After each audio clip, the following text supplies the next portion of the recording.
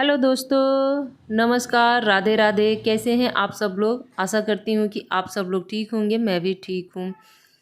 तो दिवाली एकदम से नज़दीक आने वाली है, बस कुछ दिन और बचे हैं। तो रोज़ कुछ ना कुछ इस तरह से घर की साफ़ सफाई लगी ही है। मेरे यहाँ क्या, सबके यहाँ लगी है। कुछ लोग तो पहले ही करवा चौथ के अपने घर की साफ़ सफाई कर लिए हैं, बट हमारे यहाँ करवा चौथ होता नहीं है। तो इसलिए मैं सोची थी कि जब दिवाली नज़दीक आएगी तो साफ़ सफाई करना शुरू कर दूँगी। तो धीरे धीरे करके एक एक दिन एक एक कमरा या छोटा छोटा जो भी काम नज़र आ रहा है उसे मैं निपटाते जा रही हूँ। तो आज मैं सोची हूँ कि अपने बेडरूम की क्लीनिंग कर लूँ। तो बेडरूम की क्लीनिंग सबसे पहले अपने फ़ैन से स्टार्ट की हूँ। तो फ़ैन मेरा बहुत गंदा नहीं था, इस बार कम ही गंदा था, लेकिन फिर भी मैं इसकी क्लीनिंग कर दे रही हूँ। तो क्लीनिंग के लिए मैं यूज़ की हूँ बड़ा वाला ब्रश, कोलिन और एक सॉफ्ट कपड़ा। इन तीनों की हेल्प से मेरा फ़ैन एकदम से चकाचक हो गया था। और इसका कलर भी जो है ना, सी ग्रीन की तरह है। तो इसका कलर भी मुझे बहुत अच्छा लगता है। और जब साफ़ करने के बाद मैं देखी हूँ पलट के ना, तो सच में बहुत अच्छा लग रहा था मुझे। तो एक बार है ना, जब इसके ऊपर कोलिन लगा दो ना, तो एकदम से चमक चमक उठता है। उसके बाद अब बारी आ जाती है खिड़की की। तो खिड़की तो रोज़ साफ़ होती है फ्रेंड्स, बट इसकी जो डीप क्लीनिंग होती है वो होती है खिड़की की जो शीशे होते हैं उन्हें खोल के अंदर की जाल साफ़ करना, अंदर की ग्रिल साफ़ करना। और इधर कुछ दिनों से इस तरह की कोई मैं क्लीनिंग बेडरूम की नहीं थी। आप लोगों ने नोट भी किया होगा कि एक आध वीडियो अगर पीछे की आप चेक करेंगे तो बेडरूम की क्लीनिंग की कोई वीडियो नहीं गई थी। दो तीन रोज से मैं छोड़ रखी थी। मैं सोच रही थी कि एक ही बार अच्छे से सफाई करूँगी। तो खिड़की के जो दरवाजे हैं और जो जाल हैं, उन दोनों के बीच में काफ़ी गैप है, जिसकी वजह से छोटे छोटे मकड़ी के जाले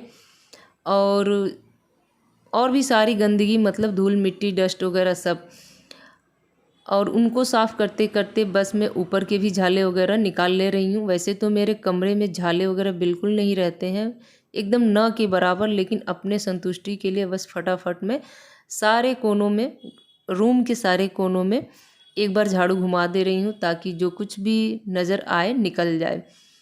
तो है ना कि दिवाली एक ऐसा त्यौहार है ना, जिससे पहले काफ़ी साफ़ सफाई की जाती है, ताकि घर में पूजा पाठ हो। दिवाली के दिन घर में लक्ष्मी का वास हो। तो सबका कहना है, मैं भी मानती हूँ, कि लक्ष्मी भी वहीं आती है जहाँ घर को व्यवस्थित रखा जाता है, साफ़ सुथरा रखा जाता है। और घर की सफाई एक ऐसी चीज़ है ना कि आप भले ही रोज़ कितना हो साफ़ कर लें, लेकिन जब दिवाली आती है ना, तो उस वाली सफाई में और डेली वाली सफाई में बहुत अंतर हो जाती है। दिवाली की पर्पज़ से जब हम सफाई करते हैं ना, तो बहुत सारी चीज़ें एकदम बेमतलब की बाहर निकल के आती है, जिसे हम सालों साल घर में छुपा के रखते हैं और पता भी नहीं चलता है। जैसे कॉपी बुक्स कुछ रफ निकल जाते हैं, न्यूज़पेपर निकल जाते हैं, कपड़े लत्ते निकल जाते हैं पुराने फटे पुराने, बेडशीट वगैरह पुरानी, बर्तन वगैरह किचन से निकलते हैं। तो इन सारों चीज़ों को इसलिए निकाल दिया जाता है ना, कि दिवाली के बाद जो कुछ भी पॉजिटिव आपके घर में, मतलब जो भी चीज़ें रहे ना, उसे देखने के बाद एक पॉजिटिव आपको महसूस हो। जितनी भी नेगेटिव चीज़ें होती हैं ना, फटी पुरानी या फिर टूटे फूटे, उन सबको बस दिवाली के बहाने घर से बाहर निकाल ही देना चाहिए। तो बात ही बात में देखिए, मेरी विंडो भी साफ़ हो गई। अब बारी आती है बेड की। तो बेड का सबसे बड़ा काम ये था आज, की बेड बॉक्स अंदर से साफ़ करना था मुझे। और इसको अंदर से साफ़ करना कोई छोटा मोटा काम नहीं है। जो लोग साफ़ करते हैं उन्हें पता होगा कि कितना बड़ा हैट्रिक रहता है। इसकी प्लाई को उठाना, सेट करना, फिर अंदर से पूरा साफ़ करना, फिर पूरे सामान को सेट करना। और वैसे भी मेरा मन इसलिए नहीं करता है ना, कि मेरे हस्बैंड की आदत है कि जितने भी कार्टून वगैरह होते हैं ना, वो जल्दी फेंकते नहीं हैं। मतलब जो यूज के हैं उन्हें भी उतने ही प्यार से सहेज के रखते हैं, और जो बिना यूज के हैं उन्हें भी उतने ही प्यार से सहेज के रखते हैं। और मैं, मतलब इन सब चीज़ों से थोड़ा सा परहेज़ करती हूँ। मुझे लगता है कि जिसकी बहुत ज़रूरी हो ना, जिसकी बहुत ज़्यादा ज़रूरत हो, बस उन्हीं चीज़ों को घर में रखा जाए। तो अभी मैं बेड बॉक्स चेक की हूँ ना, तो इसके अंदर से बहुत सारे पुराने पुराने झोले निकल के आए थे। एक ट्रॉली बैग जिसमें कि पुराने पुराने कपड़े बच्चों के थे वो भी मैं बाहर निकाल दी हूँ। इस बार तो मैं बिल्कुल ही बेड में रखने वाली नहीं हूँ, क्योंकि एक तो स्पेस लेता है, फिर बाहर की चीज़ें इसमें एडजस्ट नहीं हो पाती है, उसके लिए स्पेस बनाना पड़ता है। और फिर इन सारी चीज़ों का रखने का क्या मतलब।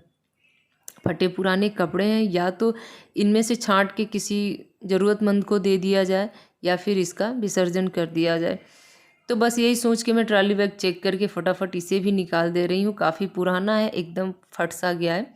उसके बाद अपने बेड बॉक्स को मैं अंदर से क्लीन करूँगी। इसके अंदर का जो पेपर मैं बिछाई थी उसे भी चेंज करूँगी, क्योंकि मुझे लग रहा है कि जब मैं घर शिफ्ट की थी तभी का इसका पेपर वगैरह चेंज हुआ है। और मैं और मेरे हस्बैंड दोनों लोग मिल के उस समय घर शिफ्ट किए थे, तो काफ़ी मेहनत किए थे हम दोनों लोग। तो वो वाला पेपर मैंने चेंज कर दिया है और अंदर से बेड बॉक्स को भी मैंने अच्छे से साफ़ कर दिया है। और देखिए कितने अच्छे तरीके से मैंने इसके अंदर मोटा वाला जो पेपर आता है, इसको क्या बोलेंगे मुझे नहीं समझ में आ रहा है, लेकिन ये काफ़ी मोटा है पेपर ये। तो बस वो मैं बिछाई हूँ और जितने भी कार्टून हैं उन्हें पोंछ पोंछ के फिर से ला के मैं इसमें सेट कर रही हूँ, जिसमें कि टीवी के, फ्रिज के, वॉशिंग मशीन के, गैस चूल्हे के, यही सारे कार्टून बॉक्स से भरा पड़ा हुआ है पूरा बेड बॉक्स।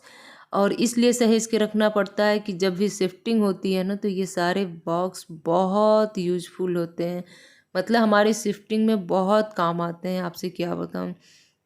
क्योंकि हम लोग तो जो पैकेजिंग वाले होते हैं, जो पैकर्स होते हैं, उन्हें तो बुलाते नहीं हैं, हम लोग अपनी शिफ्टिंग खुद करते हैं। अपने सारे सामानों की पैकिंग जो पैकिंग होती है वो खुद करते हैं। तो ये सारे कार्टून बॉक्स जो है ना उस समय बड़े काम के होते हैं, और इनके अंदर अभी भी जो थर्माकोल का ढांचा होता है वो सब इसमें पड़ा हुआ है, तो आराम से सारी चीज़ें सेट हो जाती हैं। उसके बाद और भी कार्टून आप लोग देख रहे हैं, इसमें हैं बड़े बड़े टेडी बियर जो कि 3 फुट लंबा, 4 फुट लंबा, कई तरह के हैं, जो कि हम जहाँ पुराने वाले घर में रहते थे इससे पहले वहाँ के अंकल आंटी जी बच्चों को गिफ्ट देते थे, तो बहुत बड़े बड़े टेडी बियर देते थे। तो बस वो सारी टेडी बियर इसलिए कार्टून बॉक्स में पड़ा हुआ है ना, कि ताकि बाहर तो गंदा भी होता है और बच्चे इधर उधर उछालते रहते हैं बस। लेकिन इस बार जिद कर रहे हैं कि मम्मी दिवाली के बाद निकाल देना, तो मैं निकाल दूँगी। थोड़े टाइम खेलेंगे, फिर उनका मन भर जाएगा, तो फिर कार्टून बॉक्स में रख के और फिर बेड बॉक्स में डाल दूँगी। तो चलिए इसी बहाने मेरा बेड बॉक्स भी साफ़ हो गया, जो भी बेकार की चीज़ें हैं वो भी मैं बाहर निकाल दी हूँ। लेकिन इसको सेट करना बड़ा मुश्किल काम होता है, मतलब प्लाई उठाना, थोड़ा सा इधर उधर सरक जाता है तो सेट नहीं हो पाता है, बहुत मेहनत लगता है इसको फिर से सेट करने में। आप लोग देख भी रहे हैं बार बार मैं इधर उधर जा रही हूँ, क्योंकि ये सेट नहीं हो पा रहा था, ये अपनी जगह से इधर से उधर सरक गया था। और सच में इन सारे कामों को करते करते कम से कम 3 घंटे बड़े फ्रेम से लग गए थे। धीरे धीरे करते करते अंधेरा भी हो गया था।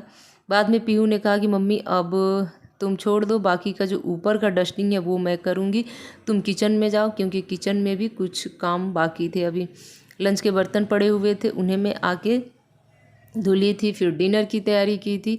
तो होता है ना कि घर का कोई भी बड़ा काम आप करो तो उसके साथ साथ जो डेली के काम है उन्हें तो आपको निपटाना ही निपटाना है, वरना भैया पेट का सवाल है, भोजन कहाँ से मिलेगा।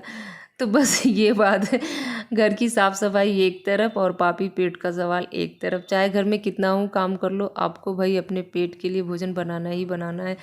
तो बस यही बात थी, फटाफट मैं अपने बेड बॉक्स की जो अंदर वाली क्लीनिंग है वो मैं निपटा दी। उसके बाद जो ऊपर का था वो पीहू धीरे धीरे करके अपना सेट करती रही। वो अपना भी अलमीरा साफ़ की थी, ऊपर का भी साफ़ की थी, और जो बेड का कैबिनेट पीछे आप लोगों को दिखाई दे रहा वो भी साफ़ की थी, और जो ऊपर का फ़ोटो फ्रेम वगैरह है वो सब साफ़ की थी। फिर मैं चली आई थी। मैं क्या की थी, नहीं जितना बेडशीट निकला हुआ था सबको झाड़ झाड़ के बस वॉशिंग मशीन में ऐसे ही सूखे डाल दी हूँ। नहीं होगा तो कल सुबह मैं इसे चलाऊंगी, क्योंकि अब एकदम से अंधेरा हो गया, इस समय चलाने से कोई फ़ायदा नहीं है। और मेरे पीछे एक बड़ा सा स्टील का ड्रम आप लोगों को दिखाई दे रहा है, क्योंकि गेहूं जो पिसा के आया था अभी भी उसमें बहुत ज़्यादा आटा बचा हुआ है, बोरा वैसे ही पड़ा हुआ है। मैं सोची हूँ क्यों न इसी में भर के रख दूँ, वरना चूहिया इधर उधर घूम रही है, क्या भरोसा पूरा आटा ही खा जाए। तो बस फटाफट चलिए ड्रम में आटा भरती हूँ और किचन का काम निपटाऊंगी, फिर मिलती हूँ आपसे।